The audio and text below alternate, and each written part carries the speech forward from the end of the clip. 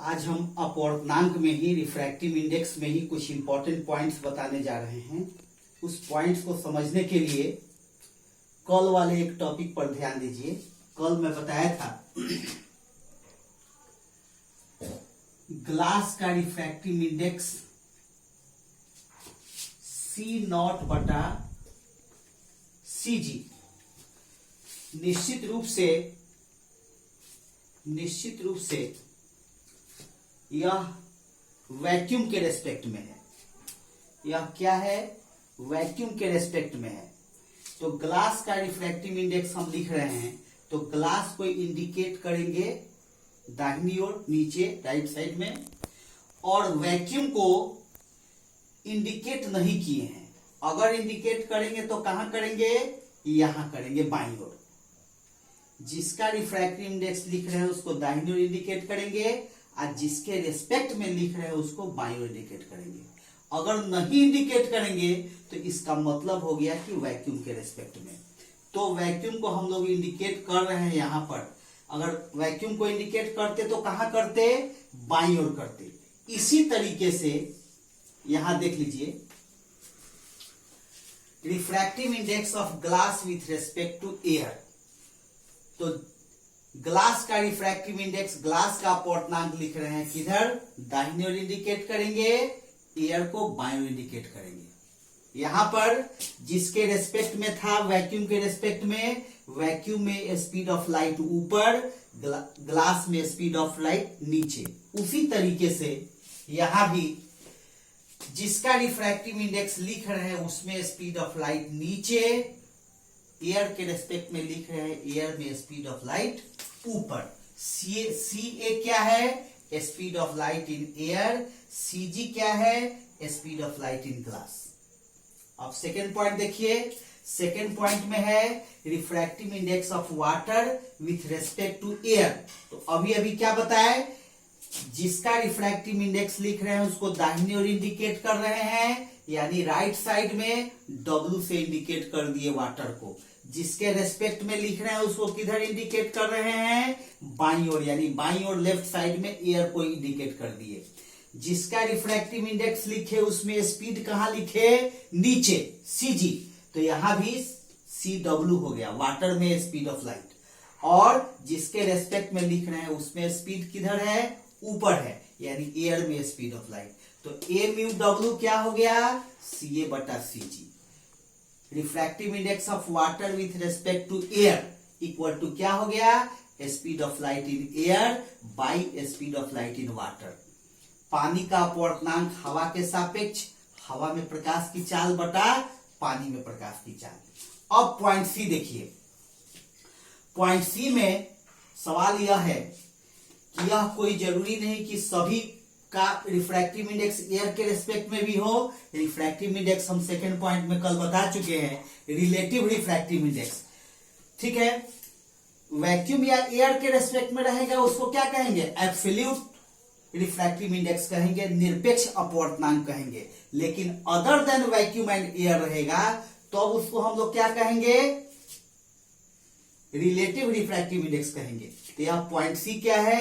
Relative refractive index है, जिसमें हम यह बता रहे हैं आपेक्षिक अपवर्तनांक है, सापेक्ष अपवर्तनांक है, जिसमें हम यह बता रहे हैं refractive index of glass with respect to water.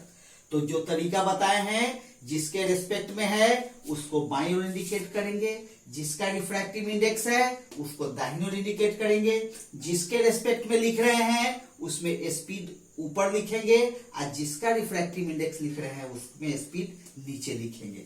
तो क्या हो गया? CW बाई CG हो गया, यानी speed of light in water by speed of light in glass. क्या है? Refractive index of glass with respect to water.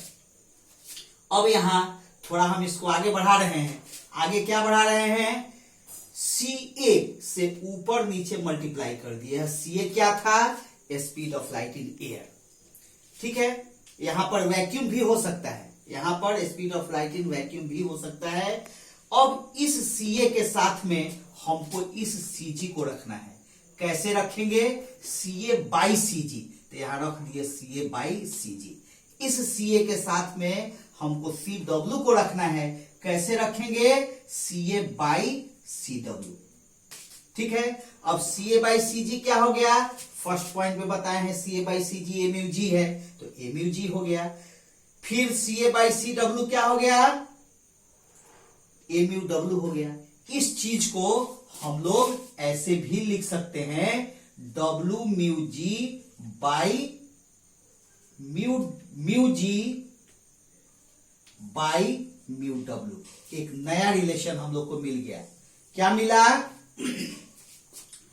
Refractive index of glass with respect to water, शीशा का अपवर्तनांक पानी के सापेक्ष क्या है? Refractive index of glass with respect to air by refractive index of water with respect to air.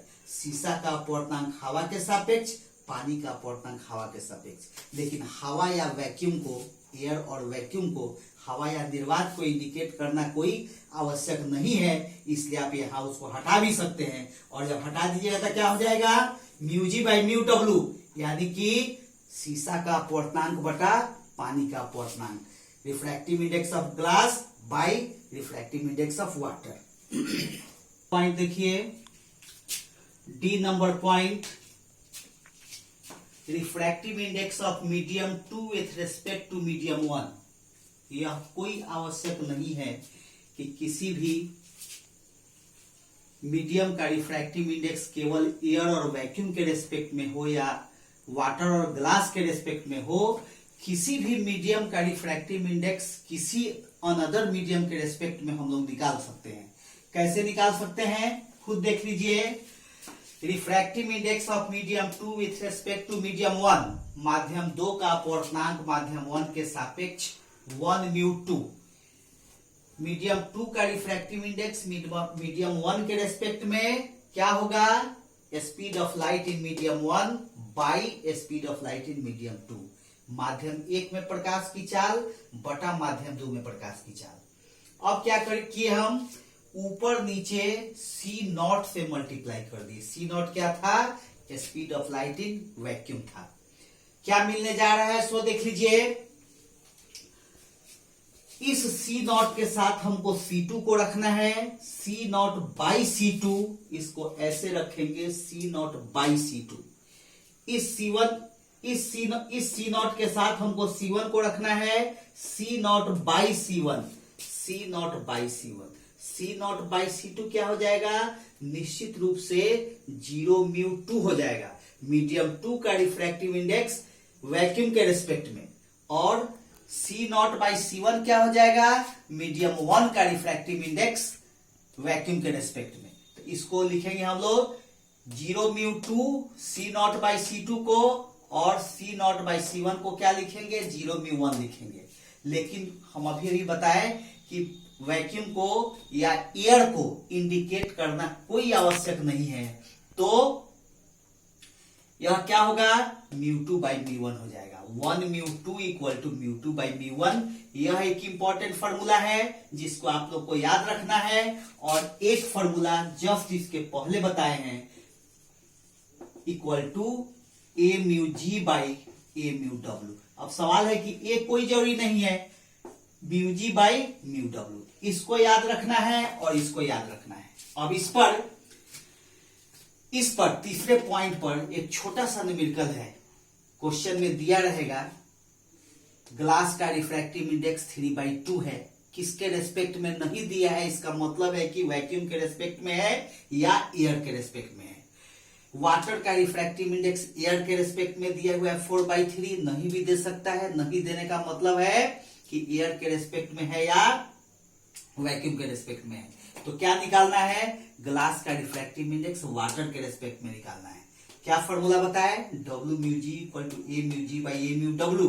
AμG कितना है? 3/2 है। AμW क्या है? 4/3 है। ये 3 ऊपर ले जाइएगा, 3 से 3 मल्टीप्लाई हो जाएगा, ये 2 नीचे आएगा, 9/8। इसकी आवश्यकता हम लोग को अगले कई टॉपिक्स में पढ़ने वाली है। इसकी भी आवश्यकता पढ़ने वाली है, इसकी भी आवश्यकता पढ़ने वाली है, इस पॉइंट की भी आवश्यकता पढ़ने वाली है। इसलिए इस तीनों पॉइंट को दिमाग में रखना है। इसमें आज इतना ही।